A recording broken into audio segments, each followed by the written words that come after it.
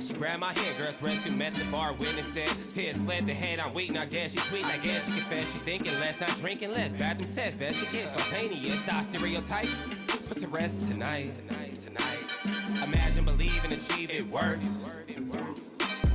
Skyline as a rise like fireworks.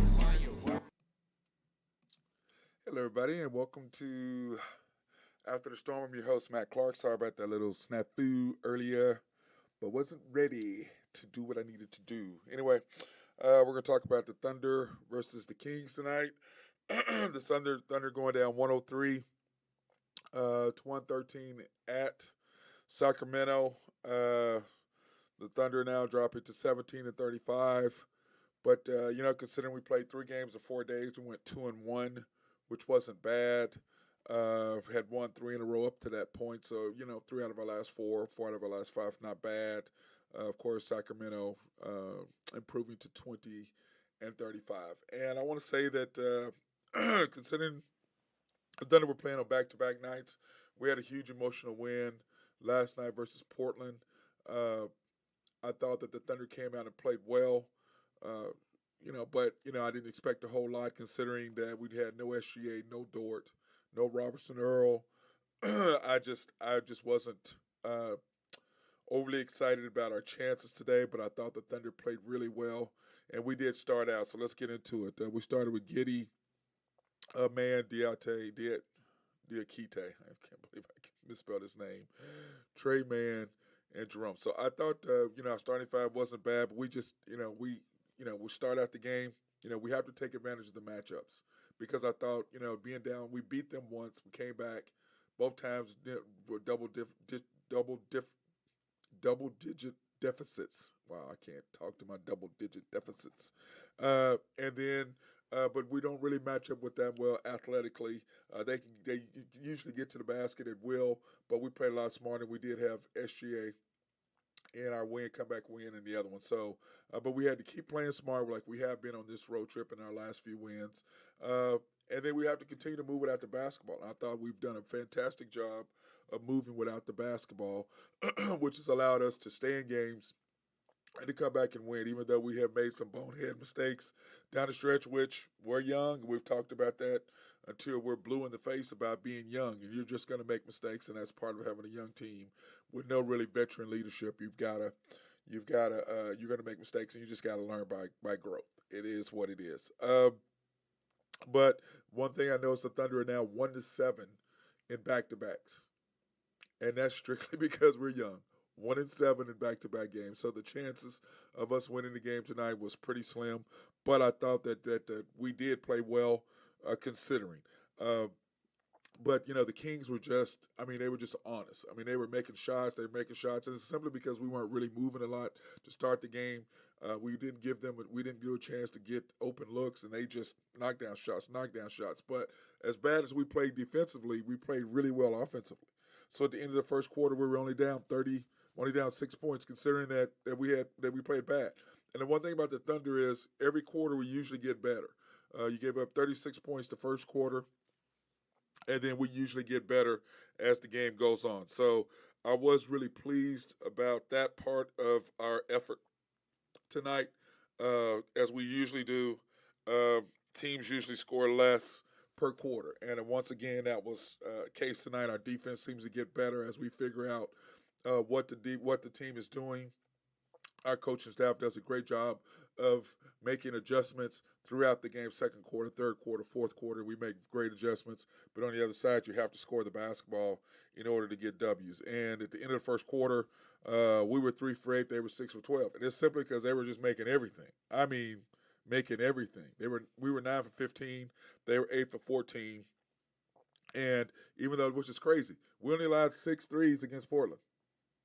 And we gave them 6 threes in the first quarter. And the Kings, I thought we'd have a good chance to come back because they've lost 8 of their last 9. I figured we'd have a chance to get a win, even though we were playing with multiple backups. I thought that we could possibly come in, but that just didn't happen, and we did not play well enough in the first quarter to keep close. But second quarter, of course, is a whole different thing. I thought we had to play better perimeter defense. Get our hands in the face. Not give up so many open looks. Just get a hand in the face. If they're hot, they're going to make shots. They play in the league. They're going to make shots. But at least make it difficult on them in order to do so. Our bench had to step up to make more plays, and I want to say something right now. Trey Mann has made the most of his opportunity.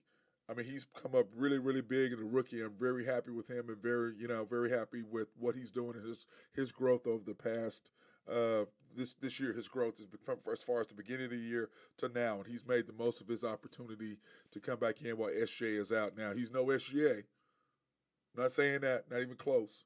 But at the same time, he's contributed huge and helped us win. And not having Dort, our second lead scorer in there, just really, really killed us. But at the same time, our bench had to step up, which means, of course, we talk about it all the time, my committee. Rebound by committee, play defense by committee, score by committee. We have to do it as a group. We're not going to do it individually. We're not talented enough to do that. Now, one thing I wanted to say, Giddey did step up the second quarter.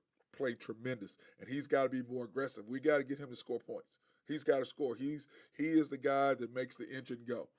He just is. He's our leading rebounder. He's averaging 6 assists, leading all rookies in assists per game, and he's been fantastic. So we need him to be the thing that I missed, that I talked about all along.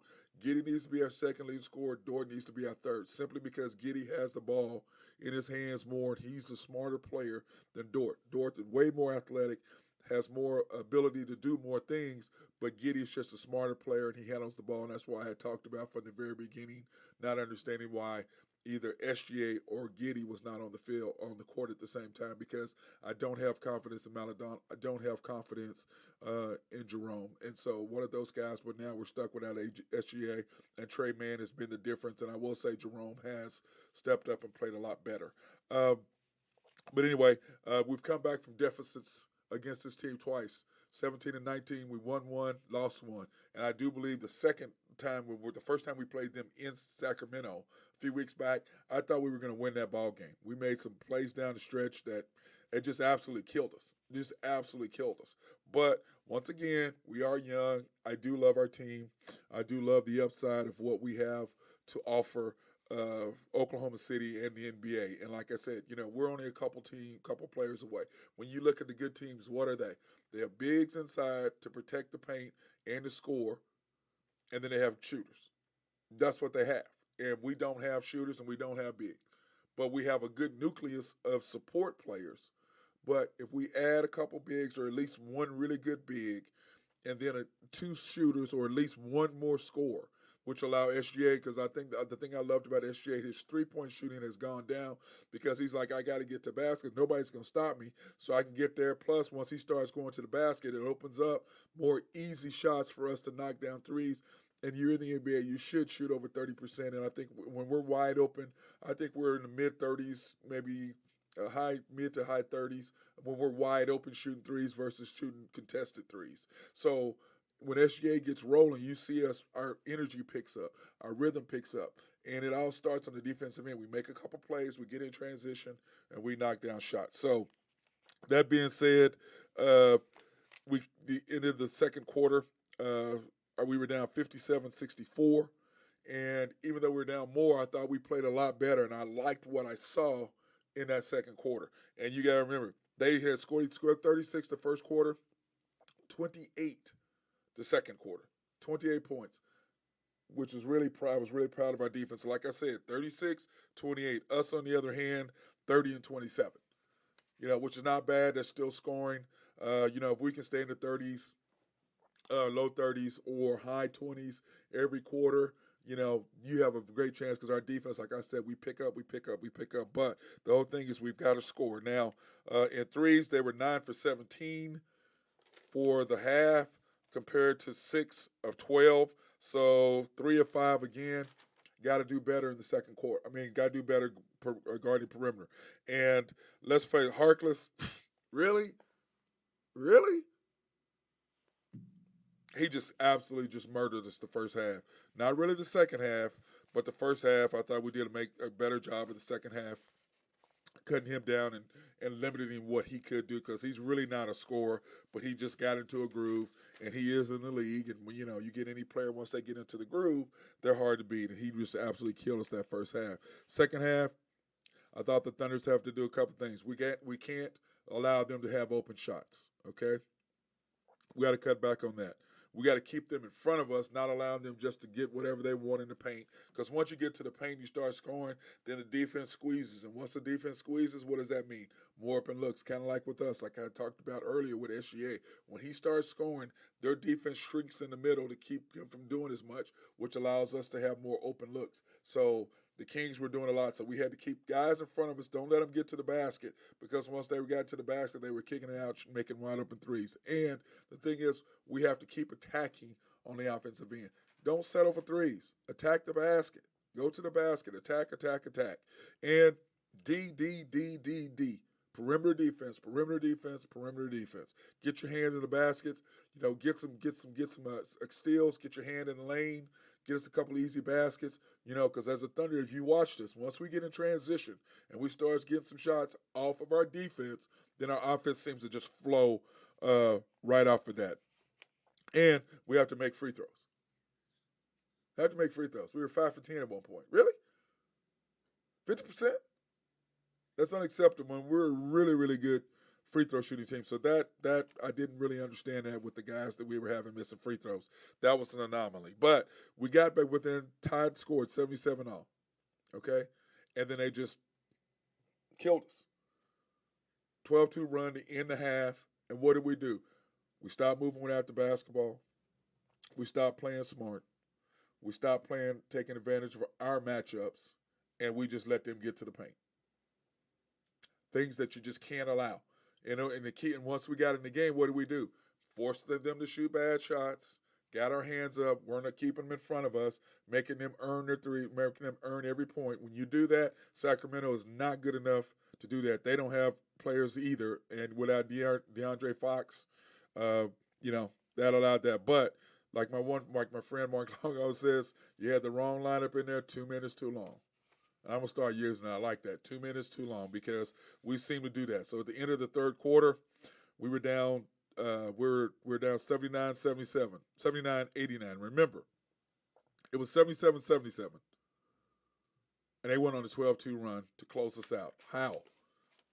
Lack of defense, perimeter defense, letting them get to the basket, shooting open baskets, taking bad shots, not taking advantage of their matchups, and quit moving without the basketball, settling for threes. Guys, stop settling for threes. When you don't settle for threes and you attack the basket, it opens everything else up and allows you to get in a rhythm to shoot threes. But if you're just standing out there thinking you're a three-point shooter, yeah, if you're trying to pack your stats thinking, oh, well, we're not winning that much, let me pack my stats so I can get paid, that ain't working, bro.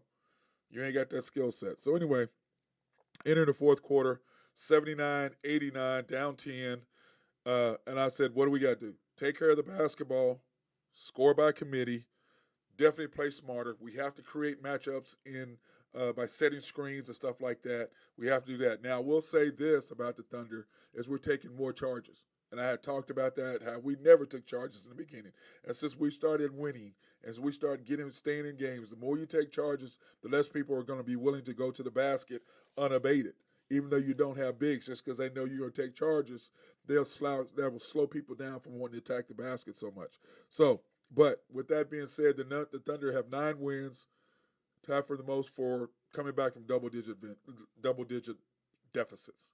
What the hell is wrong with me? I cannot say double-digit deficits for some reason. I don't know, my tongue's tied. But anyway, what happened?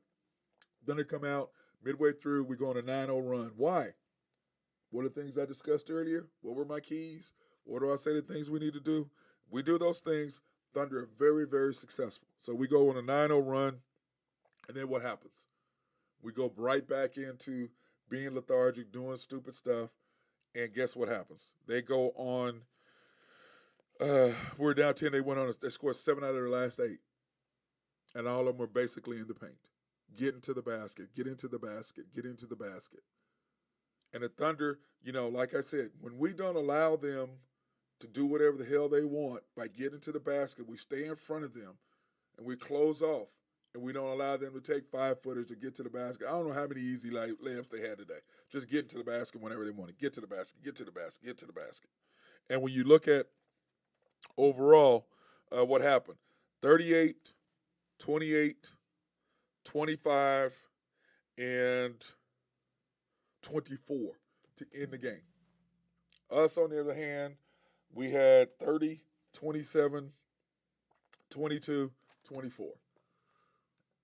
I mean, so like I said, we do shut teams down, but you got to score. But with no Dort, no SGA, no Robinson Earl, that's a little difficult. When you're missing 3 starters, I don't care who you are, it's going to be hard to come back, especially when you got to play the guys that we had to play. And when you had Diakite, Baisley, Giddy, Poku, and Man on the court at the same time to close out, not going to get it done. You don't have enough guys who can defend. Diakite, I love him, but he can be in the middle. But when you stretch him out, and what they did, pull him out of the paint, where he's got to come and defend, and can't get there. He's not fast enough. Let's face it, Poku can't guard anybody. He's too slow. Baisley, not a good guard. He can't really guard. And then you had Maladon in there before, and we substituted Man in there for him. Why? Because Maladon can't stop anybody. You got to be able to defend out on the perimeter. If you can't defend the perimeter, you're in trouble. They get to the basket. It creates several things. One, makes your defense collapse, which gives you open looks at the basket, and it creates fouls and one opportunities. So those are things that you have to do. We had to close out on that. We did not do that, and which allowed them to score 7 out of their last 8 possessions down the stretch, which hurt us tremendously. But like I said, I really, really like our team, and I wish I could have got my internet has been screwing up the last couple of days, so I missed talking about the Portland game, which I love that game, and I had 5 pages of notes, and usually I only have 3 to 4 pages, but I had 5 pages of notes. I was ready to go. I really liked what our team did down the stretch. Dort played fantastic down the stretch, and he's making the most of the opportunity. What at SGA. He does have tremendous potential, like I said, as long as he's not fading back on his threes. He's going forward. All he has to do is slow down and work on his game as far as attacking the basket because he's physical. He's a physical presence. So if he'll just work on his ball handling and get into the basket and slowing down and understanding when to take advantage of his opportunities, he could be a really great fit for us and open up some things and get paid a little more than the $1 million he's making right now. So he can do that. And Giddy, he's just got to get better. He's just got to be more aggressive. He's more of a passive type guy. He's a European style basketball. They want to pass the ball. The NBA is more aggressive, more individualistic type of basketball where guys want to get to the basket, want to do their own thing, and they're physically and gifted enough to do that offensively to do that. So, but like I said, the good teams, what do they have? They have bigs inside who can protect, or 6'10s in there who are very athletic, who can get off the ground and alter shots, have not blocked them. And then they've got guys who are athletic and who can get up and down the floor and beat you in transition. That's Chicago. That's Milwaukee. That is Miami. That is especially Phoenix. Now, Phoenix is on a mission because of what happened to them last year, and Chris Paul especially because his window is closing for him to get his opportunity to get a chip. So his window is closing. I think his teammates know that. They've got a chip on their shoulder. They're ready to go. But that beast, as in Golden State Warriors, man, they're on a run right now. So I don't know what's going to happen there. But that being said, my favorite time of the year is right after the All-Star game. And really the last 20 games of the season are very exciting, so I'm looking forward to doing that. And like I said, I believe that Oklahoma City can host an all-star game. Is something that I hope that our leadership can get a hold on, and we can continue to build more hotels. And because downtown Oklahoma City is amazing, and it's been that way simply because of our team. Do you think the Omni Hotel would build the hotel they built if we didn't have the Thunder? You think they would have spent all that money? No, they probably would not have. Our convention center is nice, so Maps is doing great. But at the same time, having a team that is in your city and you're one of 30 makes a huge difference. And I'm telling you, having an NBA All-Star game here would just send us to another stratosphere as far as Oklahoma City and people's image of what our city is. Okay? So, that being said, Thunder 103, 113, loss falling to 17 and 35. And like I said, did great, 2-1 on this 3-game road trip, playing 3 games in 4 days. Really proud of them, but just not enough weapons, not enough players to get what we needed to get done. So, but anyway, that being said, I'm your host Matt Clark. Thank you for watching After the Storm. Peace out. Be safe.